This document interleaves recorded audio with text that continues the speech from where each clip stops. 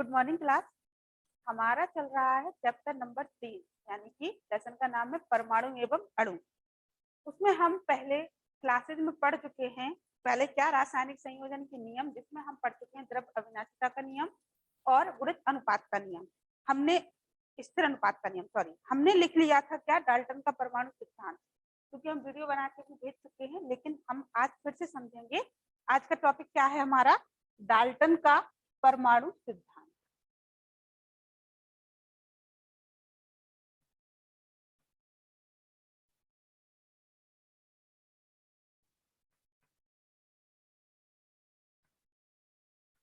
Okay, तो क्या है, सबसे पहले हम ये पढ़ चुके हैं कि प्रकृति में जो पदार्थ द्रव्य पाया जाता है वो भौतिक अवस्था के आधार पर 3 प्रकार के होते हैं, ठोस, द्रव और गैस। इन्हें का अणुगत सिद्धांत भी हम पढ़ चुके हैं कि क्यों ठोस की आकृति निश्चित होती है, आयतन निश्चित होता है, द्रव की आकृति क्यों अनिश्चित होती है और आयतन निश्चित होता है, और गैस की तो दोनों ही आकृति एवं आयतन दोनों अनिश्चित होता है। ये हम पहले चैप्टर में पढ़ चुके हैं। दूसरे चैप्टर में हमने पढ़ा था कि शुद्धता के आधार पर पदार्थ कितने प्रकार के होते हैं। तो 2 प्रकार के होते हैं, शुद्ध शुद्ध, वो समांगी विसमांगी, वो हम सब पढ़ चुके हैं। अब बात आती है हमारी कि पदार्थ जो होते हैं वो छोटे छोटे सूक्ष्म कणों से मिलकर के बने होते हैं। इतना हम पढ़ चुके हैं क्या, जो पदार्थ होते हैं वो सूक्ष्म कणों से मिलकर के बने होते हैं।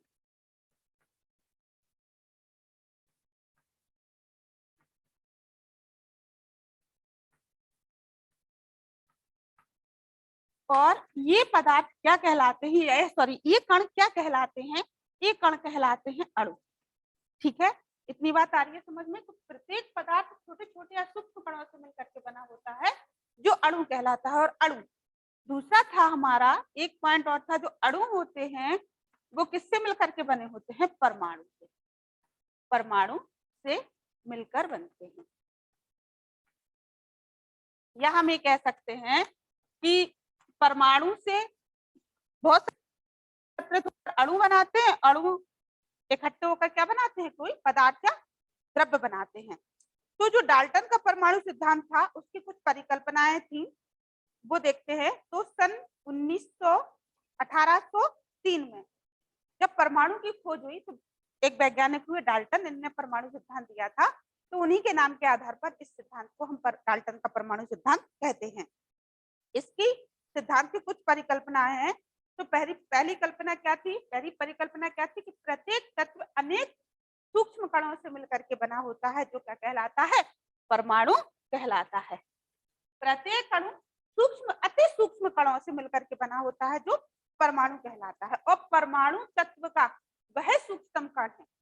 डाल्टन ने क्या बताया कि परमाणु किसी भी तत्व का वह सूक्ष्मतम कण है जो अभिक्रिया में भाग तो लेता है लेकिन इसका रूप परिवर्तित नहीं होता। और उन्होंने ये भी कहा कि परमाणु को और टुकड़ों में या और छोटे छोटे कणों में विभाजित नहीं किया जा सकता।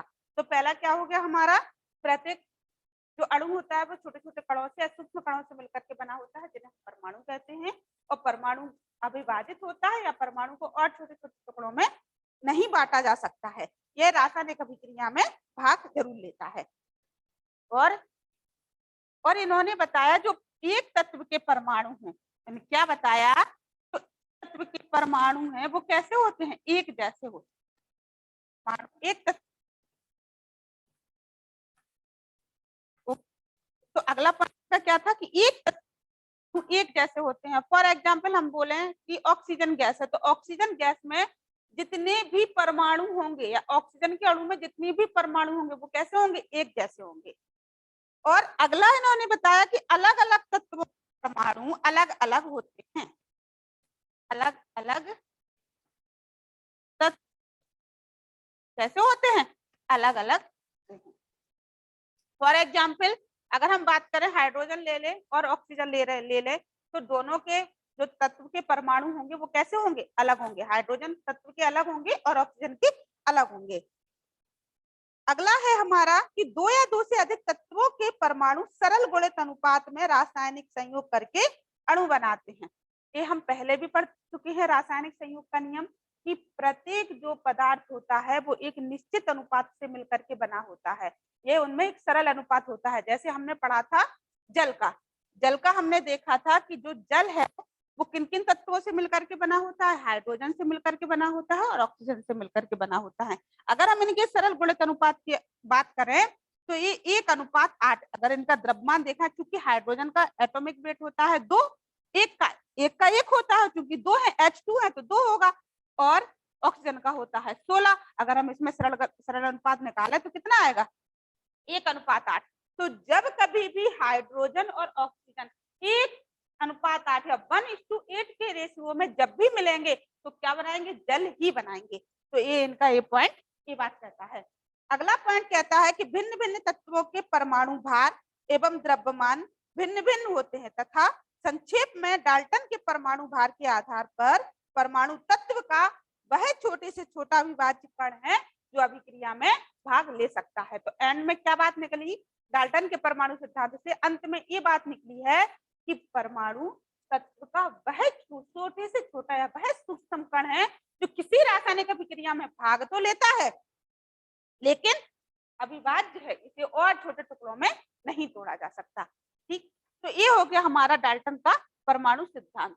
अब हमने एक क्वेश्चन और लिखाया था कि डाल्टन के परमाणु सिद्धांत के लाभ और हानियां लिखो, या लाभ या कमियां, दोनों, हानियों को हम कमियां भी कह सकते हैं।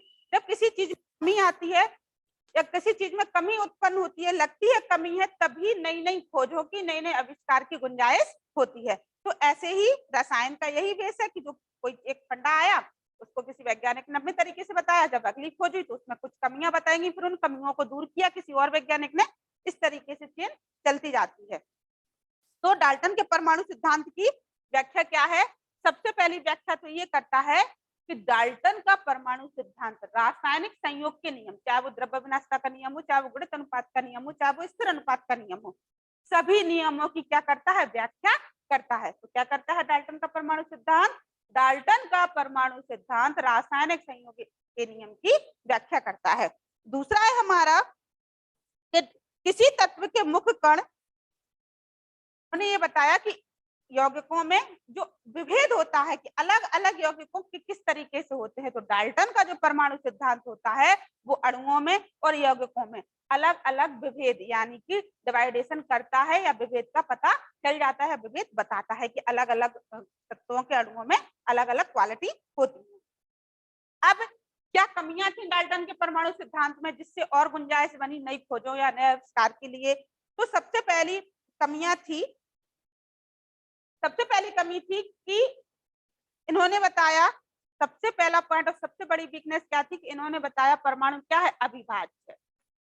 परमाणु क्या है, अविभाज्य, अर्थात इससे और छोटे टुकड़ों में नहीं तोड़ा जा सकता।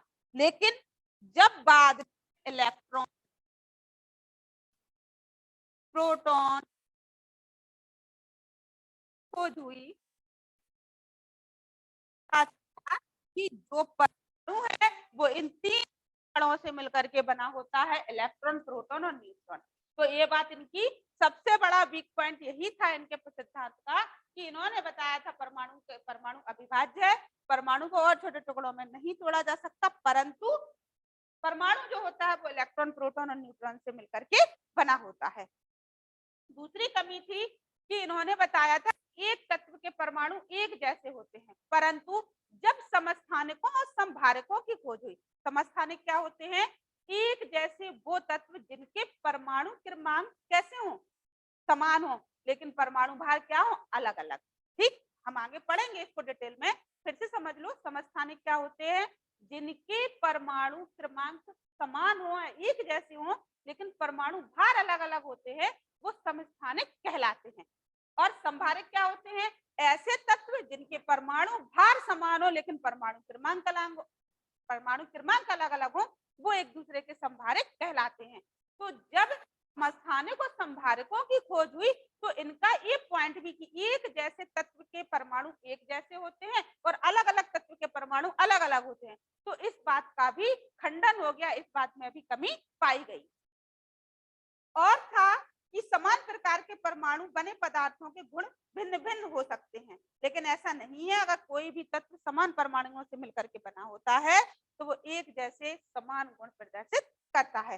तो ये थी हमारी क्या, डाल्टन का परमाणु सिद्धांत और उसकी जो लाभ थे और उसकी जो कमियां। ठीक, अब कमियों के आधार पर या कमियां पाएंगे तो अगला सिद्धांत आया, क्या आया, उसको हम बोलते हैं डाल्टन का आधुनिक सिद्धांत या आधुनिक सिद्धांत के नाम से हम उसको जानते हैं। तो जो डाल्टन जो आधुनिक सिद्धांत था, तो जब रदरफोर्ड ने अपना प्रयोग किया और उन्होंने बताया, रदरफोर्ड और चैडविक ने जब इलेक्ट्रॉन, प्रोटॉन और न्यूट्रॉन की खोज की, तो पता चला कि जो परमाणु है वो किससे मिलकर के बना होता है, 3 मूल कणों से मिलकर के बना होता है, इलेक्ट्रॉन, प्रोटॉन और न्यूट्रॉन। दूसरा, डाल्टन का परमाणु सिद्धांत क्या था कि परमाणु सिद्धांत सरल संख्यात्मक अनुपात में संयोग करके यौगिक बनाता है, लेकिन यौगिकों के तत्वों के परमाणुओं में सरल गुणित अनुपात होना आवश्यक नहीं है। जैसे प्रोटीन है, स्टार्च है, इनके इतने लंबे लंबे सूत्र होते हैं, इनका अनुपात ऐसा अलग अलग होता है कि किसी प्रोटीन का अनुपात अलग होता है, किसी प्रोटीन में अलग अलग तत्वों का अनुपात होता है। तो इन्होंने ये बताया था कि एक निश्चित अनुपात होता है हर चीज का, ऐसा ये बात को नकार दिया गया, ये बात इनकी खंडित हो गई। अगला था कि रासायनिक अभिक्रिया में इन्होंने बताया था कि जो तत्व होते हैं उनका परमाणु भार मूल आधार होता है, परंतु जब एटॉमिक नंबर या परमाणु क्रमांक की खोज हुई तो पता चला, अध्ययन से पता चला विभिन्न वैज्ञानिकों को कि जो किसी भी तत्व या किसी भी परमाणु की जो पूरी रचना या पूरी क्रियाविधि या पूरे गुण जो होते हैं वो उसके परमाणु क्रमांक पर निर्भर करते हैं। बाद में ये पता चला कि जो रासायनिक अभिक्रिया जो होती है तो परस्पर क्या होती है, जैसे केमिकल रिएक्शन हो रही है, एक चीज से दूसरी चीज बनती है, तो वो किससे होती है, इलेक्ट्रॉनों के परस्पर आदान प्रदान से या साझा करने से अलग अलग तरीके से होती है। जब इलेक्ट्रॉन अलग अलग तरीके से अलग अलग चीज दूसरे तत्व से संयोग करता है, रिएक्शन करता है, तो रासायनिक अभिक्रियाएं होती हैं। और इन्होंने बताया था कि जो सबसे यौगिक अणु है परमाणु नहीं, यौगिक जो है वो क्या होता है, एक अणु होता है, परमाणु नहीं होता है। जब और अंत में ये था इन्होंने कि भिन्न भिन्न तत्व के परमाणु भार समान भी हो सकते हैं, एक दूसरे के संभारक कहलाते हैं। तो आधुनिक परमाणु सिद्धांत को हम एक छोटे से या सरसरी निगाह में देख लेते हैं। सबसे पहला पॉइंट था कि परमाणु 3 मूल कणों से मिलकर के बना होता है, कौन कौन से, इलेक्ट्रॉन, प्रोटॉन और न्यूट्रॉन। दूसरा था कि अलग अलग जो तत्वों जो यौगिक होते हैं वो एक निश्चित अनुपात में संयोग करते हैं, ऐसा नहीं है। जैसे बहुत जटिल अणु जैसे होते जाते हैं, फॉर एग्जांपल प्रोटीन और स्टार्च जो होते हैं उनके जो रेशियो होता है और जिनका उनका संयोग करने का जो एक सरल अनुपात होता है उनमें सरल अनुपात नहीं पाया जाता है, ये जटिल अणु का निर्माण करते हैं। अंत में था कि जब संभारक और समस्थानिकों की खोज हुई तब जाके ये पूरा का पूरा डाल्टन का परमाणु सिद्धांत बदल गया। तो संभारक कौन कहलाते हैं, जिनके परमाणु दो एक जैसे तत्व जिनके परमाणु भार समान हो परंतु परमाणु क्रमांक अलग अलग हो वो संभारक होते हैं। और समस्थानिक क्या होते हैं, वो तत्व जिनके परमाणु क्रमांक समान हो परंतु परमाणु भार भिन्न भिन्न हो, वो एक दूसरे के संभारक कहलाते हैं। तो इस तरीके से कुछ पॉइंट निकले जिन्हें हम कहते हैं डाल्टन के या आधुनिक परमाणु सिद्धांत या डाल्टन का आधुनिक परमाणु सिद्धांत। जिस आधुनिक परमाणु सिद्धांत के आधार पर डाल्टन की कमियां भी बताई गई और इन कमियों को दूर भी किया गया कि इस टॉपिक को हम इस तरीके से कर सकते हैं। तो ये हो गया हमारा आज तक का। कल हम पढ़ेंगे परमाणु और संकेत पढ़ेंगे।